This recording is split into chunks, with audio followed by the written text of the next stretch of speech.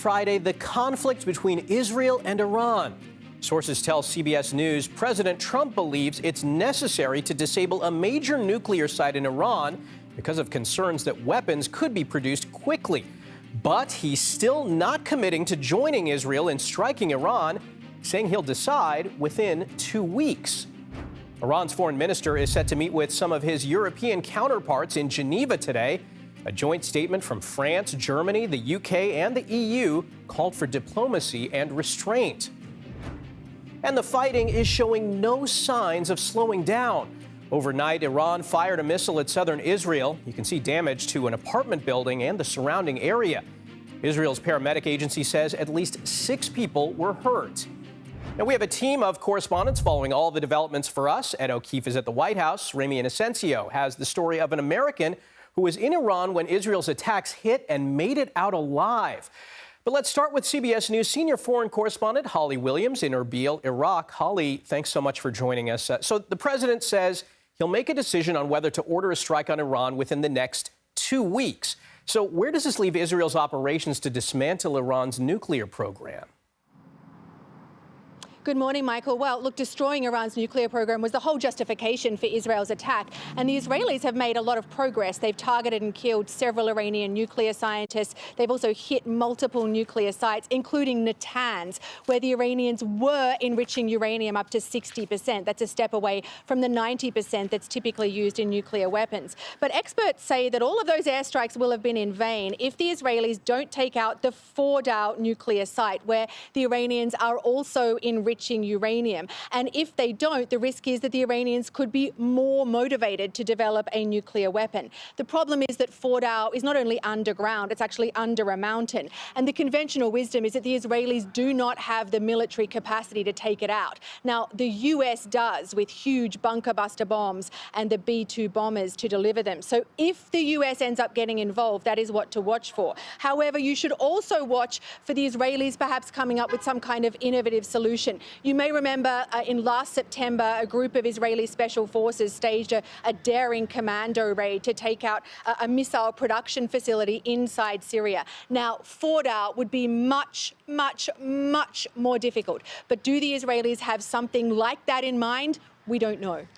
Now, Holly, as the fighting continues, I know you've been speaking with Iranian opposition groups. What are they telling you? Well, you know, there's a lot of opposition to the Iranian regime. You'll remember the Woman Life Freedom movement back in 2022 that was met with deadly force by the Iranian regime. We've been speaking to one of Iran's outlawed opposition parties whose members live in exile here in Iraq. They represent the Kurdish ethnic minority, and Iran's government really regards them as a terrorist organization. Now, they told us that nobody likes war. However, Israeli airstrikes and US airstrikes, if they happen, serve the purpose of weakening the Iranian regime. Now, they are very clear. They do not want the Israelis or the Americans to engineer regime change, but they do want the regime to be toppled, and then they want to build their own truly democratic, free, and non-nuclear Iran. Holly Williams reporting from Iraq. Thank you. All right, let's turn now to our Ed O'Keefe, who's tracking things from the White House. Ed, good morning. Now, this is not the first time we've heard President Trump give a 2-week deadline. It's become his go-to deadline to give on a number of issues. So what's driving this decision, and what comes next? You know, I was reminded yesterday, Michael, that the president, back when he was just a businessman, made a quick cameo in that movie, 2 Weeks Notice.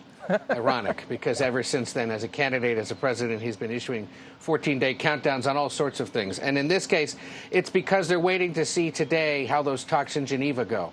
We have the British presenting the Iranians with a reminder that an American offer to essentially disassemble their domestic nuclear enrichment program, get it out of their country, and then if they want to keep buying nuclear fuel for civilian reasons, buy it from a third party or from another country, remains on the table.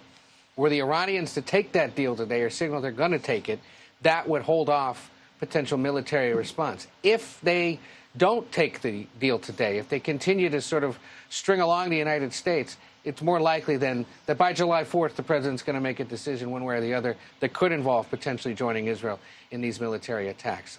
We've seen it before on taxes, tariffs, infrastructure, whether Russia's serious about ending its war with Ukraine. We've never quite seen it before regarding the potential use of military force against another country. And Ed, I want to ask about this also. CBS News has learned that law enforcement is stepping up surveillance of possible Iran-backed cells in the U.S. What are you hearing about that?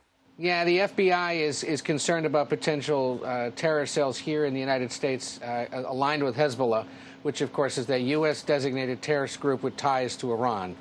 The FBI Director, Kash Patel, has ordered that increased scrutiny or surveillance of those groups. Our Jennifer Jacobs reports. The White House, the FBI have no formal comment on it. Perhaps not surprising, though, that given the tensions, we would potentially be tracking them a little more closely, given that Iran has said that if there are attacks, it will take out U.S. or try to attack U.S. interests either in the Middle East or in other parts of the world. And given we know that in the past, sometimes it's done by proxy groups backed by Iran. All right, Ed O'Keefe at the White House. Thanks for joining us. Well, it's now been just over a week since Israel began its military operation against Tehran's nuclear program, prompting retaliatory strikes from Iran.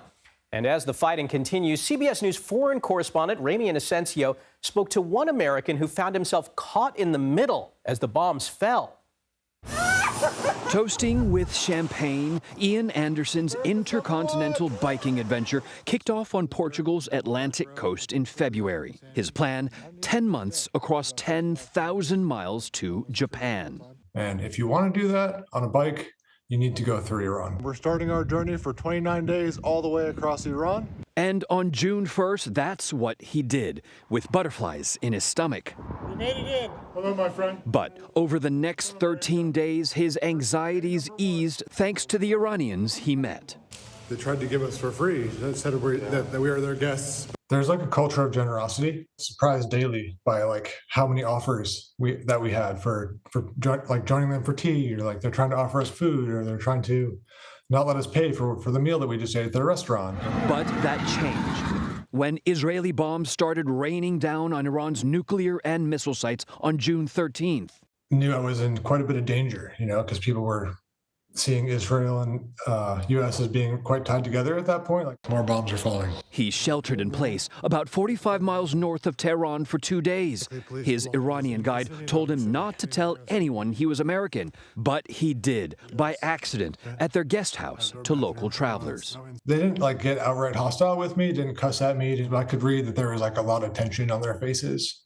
And they weren't happy at the fact that they were having to share a hotel with that American was there. We heard a bomb. Sunday morning, he heard a bomb. The same day, the State Department sent an email with options on how to get out of the country. That was an 8-hour car ride north around the Caspian Sea to Azerbaijan. They saw traffic streaming from Tehran, long lines at fuel stations, and military checkpoints.